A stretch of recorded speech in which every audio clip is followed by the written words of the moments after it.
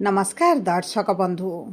पवित्र सावित्री अमावास्यार हार्दिक अभिनंदन एवं शुभकामना जणाई आजिर कार्यक्रमटी को आरंभ करिबा। एवं आजिर कार्यक्रमटी समस्त कुंभ राशिर व्यक्ति विशेषंक पाई बहुत अधिक गुरुत्वपूर्ण रहिछि। कारण यही 2026 मसीहा मे मास 16 तारिख शनिवार दिन सावित्री अमावास्या पालित हेबा पाई जाउछि एवं ग्रहंकर संयोग वशतः एही 16 तारिख दिन बुध सूर्य एकत्र आपणक राशिर केन्द्र को गोचर करी बुधादित्य राजयोग बनाइबा पाई जाउछंती एवं एही राजयोगटी आपणक जीवन रे आपणक भाग्य रे आनिबो बड़ परिवर्तन। किंतु आपणकर राशिटी कुंभ हेले मध्य नक्षत्र अनुजाई भिन्न भिन्न प्रभाव भिन्न क्षेत्र रे आपणकर देखिबा को मिलिबो। एवं देखंतु आपणकर चतुर्थ भाव सुख सुविधा भोग विलासर भाव होइथिबारु एही राजयोगटी आपणक जीवनर सुख सुविधा रे वृद्धि आनिबो। आपणकर आर्थिक समस्या दूर करने सहित आपणक पारिवारिक जीवन रे मध्य एक विराट परिवर्तन देखिबे। देखंतु एही सावित्री अमावास्या दिन तीनोटी शुभ ग्रहंकर परिवर्तन जी आपणकर भाग्यर अधिपति लाभर अधिपति एवं धनर अधिपति अटंती आपणकर केन्द्र को बा त्रिकोणर भाव को गोचर करुथिबारु आपणकर भाग्य साथ देबा सहित अनेक दिगरु अनेक गुड़िए लाभ प्राप्ति हेबा पाई जाउछि। समस्त सुख आपण को प्राप्ति हेबा पाई जाउछि। तेबे आसंतु जानिपा आपणक नक्षत्र अनुजाई आपण को केउ क्षेत्र रे केबेठारु शुभ फल प्राप्ति हेबो। किंतु आपणकर जदि कुंभ राशि होइथाए तेबं आपण भी ईश्वर को आंतरिक भक्ति एवं विश्वास करंती तेबे वीडियोटी को लाइक करंतु। कमेंट बॉक्स रे जय जगन्नाथ जय मां लक्ष्मी अवश्य लिखि दियंतु। ता सहित आम सह जोगाजोग करबा पई वीडियोर मध्य भाग रे एक व्हाट्सएप नंबर टी दिया जाइछि।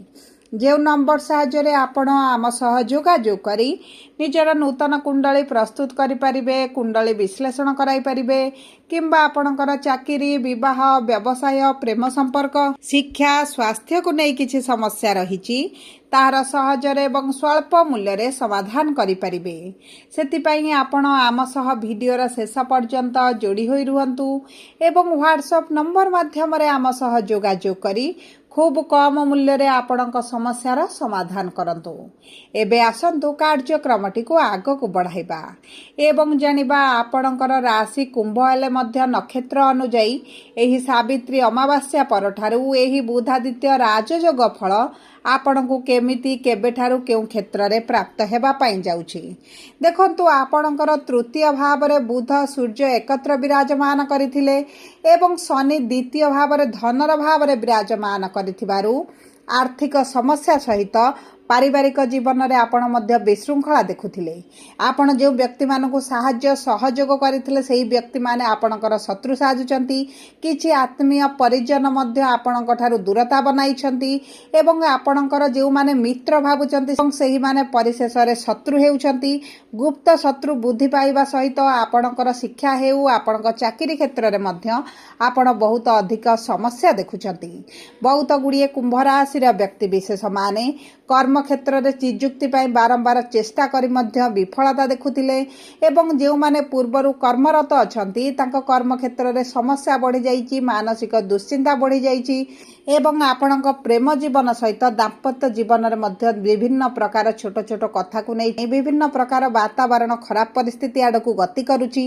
देखंतु एही भली जहाँ भी नकारात्मक समस्या आपणक जीवन रे बढ़ी चलीथिला दीर्घ 7.5 वर्ष हला लागि रहिची ताहा एही सावित्री अमावास्या परठारु किछि कांशरे दूर हेबा पाई जाउची। तेबे आसंतु जानिबा कुंभ राशिर तीनोटी नक्षत्रंग विषय रे। देखंतु कुंभ राशिर तीनोटी नक्षत्र रही थाए धनिष्ठा कुंभ शतभिषा कुंभ एवं पूर्व भाद्रपद कुंभ राशि। सर्वप्रथम जानिबा धनिष्ठा कुंभ राशिर व्यक्ति विशेषक जीवन ବା 23/11 କୁମ୍ଭ ରାଶିର ବ୍ୟକ୍ତିବିଶେଷ ମାନଙ୍କର ନକ୍ଷତ୍ର ଅଧିପତି ମଙ୍ଗଳ ବିରାଜମାନ କରିଛନ୍ତି ସ୍ୱରାଶିରେ ତ୍ରିକୋଣର ଭାବରେ। ଆପଣଙ୍କର ଯଦି କିଛି ଜମି ଭୂମି ଯାନ କ୍ରୟ କରିବା ପାଇଁ ଚିନ୍ତା କରୁଥିଲେ ଆପଣଙ୍କ ପାଇଁ ଉତ୍ତମ ସମୟ ରହିଛି। ଯଦି ଆପଣ ଅନଲାଇନ୍ ରିଲେଟେଡ୍ କିଛି କାର୍ଯ୍ୟ କରୁଛନ୍ତି, IT ସେକ୍ଟରରେ ସଫ୍ଟୱେୟାର ଲାଇନ୍ରେ କିଛି କାର୍ଯ୍ୟରତ ଅଛନ୍ତି କିମ୍ବା କ୍ୟାରିୟର ବନାଇବା ପାଇଁ ଚାହୁଁଥିଲେ ତେବେ ମଧ୍ୟ ଆପଣଙ୍କୁ ଉତ୍ତମ ଫଳ ପ୍ରାପ୍ତି ହେବ। ଦେଖନ୍ତୁ, ଆପଣଙ୍କ ସରକାରୀ ଚାକିରି ପାଇଁ ମଧ୍ୟ ଅତି ପ୍ରବଳ ଯୋଗ ବନୁଛି। ଯଦି ଆପଣ ପୂର୍ବରୁ ସରକାରୀ ଚାକିରି ପାଇଁ ବାରମ୍ବାର ଚେଷ୍ଟା କରି ନିରାଶତା ଦେଖୁଥିଲେ ଏବଂ ଆପଣଙ୍କର ଅଭିଳାଷ ଏହି ସାବିତ୍ରୀ ଅମାବାସ୍ୟା ପରେ ଯଦି ଆପଣଙ୍କର କିଛି ପରୀକ୍ଷା ଇଣ୍ଟରଭ୍ୟୁ ଏଣ୍ଟ୍ରାନ୍ସ ଅଛି ତେବେ ଆପଣଙ୍କର ସେଥିରେ ଶୁଭ ଫଳ ପ୍ରାପ୍ତି ହେବ, ମନସ୍କାମନାରେ ପୂର୍ତ୍ତି ଘଟିବ।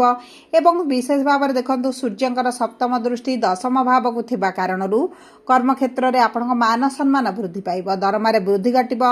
ଏବଂ ଦେଖନ୍ତୁ, ତା ସହିତ ଭାଗ୍ୟ ଆପଣଙ୍କର ସାଥ ଦେଉଛି। ଶୁକ୍ର ଆପଣଙ୍କର ପଞ୍ଚମ ଭାବରେ ବିରାଜମାନ କରି ସନ୍ତାନ ସୁଖ ପ୍ରାପ୍ତି କରିବାରେ ବହୁତ ଅଧିକ ସହାୟତା ପ୍ରଦାନ କରିବେ। ଯଦି ପୂର୍ବରୁ ସନ୍ତାନକୁ ନେଇ ଆପଣଙ୍କର ସମସ୍ୟା ରହିଥିଲା ତାହା ଦୂର ହୋଇଯିବ।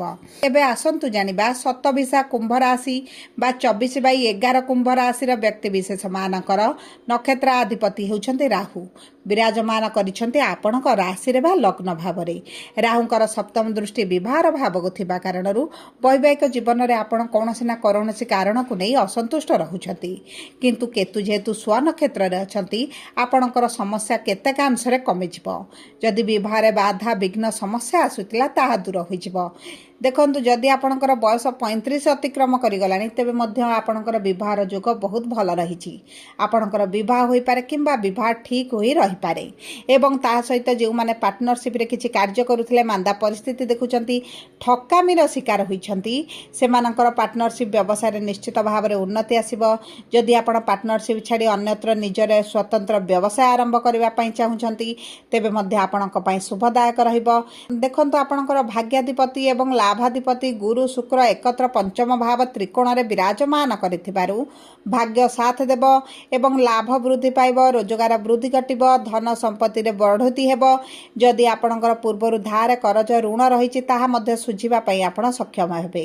ଯେଉଁମାନେ ପ୍ରେମ ବିବାହ କରିବା ପାଇଁ ଚାହୁଁଛନ୍ତି ଆପଣମାନଙ୍କ ପାଇଁ ଅତି ଉତ୍ତମ ସମୟ ରହିଛି। କୋର୍ଟ କଚେରୀ କେସ୍ ଯଦି କିଛି ଚାଲିଛି ସେଥିରୁ ଆପଣ ବାହାରକୁ ଆସିବେ। ଏବେ ଆସନ୍ତୁ ଜାଣିବା ପୂର୍ବ ଭାଦ୍ରପଦ କୁମ୍ଭ ରାଶି ବା 25/11 କୁମ୍ଭ ରାଶିର ବ୍ୟକ୍ତିବିଶେଷ ମାନଙ୍କର ନକ୍ଷତ୍ର ଅଧିପତି ହେଉଛନ୍ତି ଦେବଗୁରୁ ବୃହସ୍ପତି। ଗୁରୁ ପଞ୍ଚମ ଭାବରେ ବିରାଜମାନ କରିଛନ୍ତି। ବିଦ୍ୟାର୍ଥୀମାନଙ୍କୁ ଶିକ୍ଷା କ୍ଷେତ୍ରରେ ଅତି ଉତ୍ତମ ଫଳ ପ୍ରାପ୍ତି ହେବ। ମନପସନ୍ଦର କଲେଜ ହେଉ ମନପସନ୍ଦର କୋର୍ସ ମଧ୍ୟ ଆପଣ କରିପାରନ୍ତି। ଯଦି ପୂର୍ବରୁ ଉଚ୍ଚଶିକ୍ଷା କରିବାର ଅଭିଳାଷ ରହିଥିଲା ତେବେ ତାହା ମଧ୍ୟ ଆପଣଙ୍କର ପୂରଣ ହୋଇଯିବ। ଯଦି ଘରଠାରୁ ଦୂରରେ ରହି କିଛି କାର୍ଯ୍ୟ ଆରମ୍ଭ କରିବା ପାଇଁ ଚାହୁଁଥିଲେ, ଶିକ୍ଷା ପ୍ରାପ୍ତି କରିବା ପାଇଁ ଚାହୁଁଥିଲେ ତେବେ ମଧ୍ୟ ଆପଣଙ୍କର ଯେଉଁ ସବୁ ସମସ୍ୟା ଗୁଡ଼ିକ ଆସୁଥିଲା ତାହା ଦୂର ହୋଇଯିବ।